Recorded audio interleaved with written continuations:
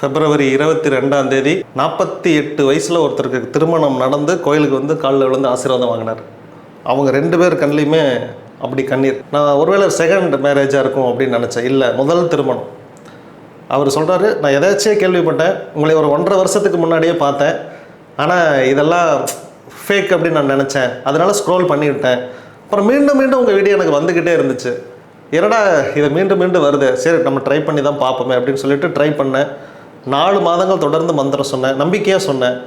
அப்போ இந்த பெண் வந்து இந்த வரன் வந்துச்சு, இது ஓகே ஆகிற மாதிரி இருந்துச்சு. அப்புறம் கொஞ்ச நாள் தட்டி கழிச்சு போச்சு, சரின்னு விட்டேன். அப்புறம் மறுபடியும் வந்து மந்திரம் சொன்னேன், அப்புறம் மறுபடியும் ஓகே ஆகிற மாதிரி இருந்துச்சு. திருமணம் முடிச்சு நாங்கள் வந்துட்டோம். இது மிகப்பெரிய மாற்றம். 48 வயசு நீங்கள் நினச்சி பார்க்குறங்க. இப்போலாம் 30 வயசை தாண்டிட்டாலே யாரும் பொண்ணு கொடுக்கறதில்ல.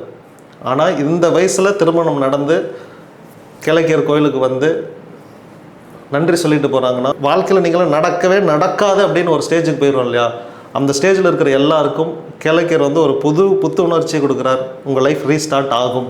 நான் தான் சொல்கிறேன், முடிஞ்சது அப்படின்னு நீங்கள் முடிவெடுத்த அதே செயல் திரும்ப ரீஸ்டார்ட் ஆகும். கேளக்கியர் சித்தர் மந்திரத்தை சொல்கிறப்ப தான். ஓம் ஸ்ரீ கேளக்கியர் சித்தர் நமோ நமக. இந்த மந்திரத்தை 1008 முறை பிரம்ம முகூர்த்தத்தில் சொல்லுங்கள்.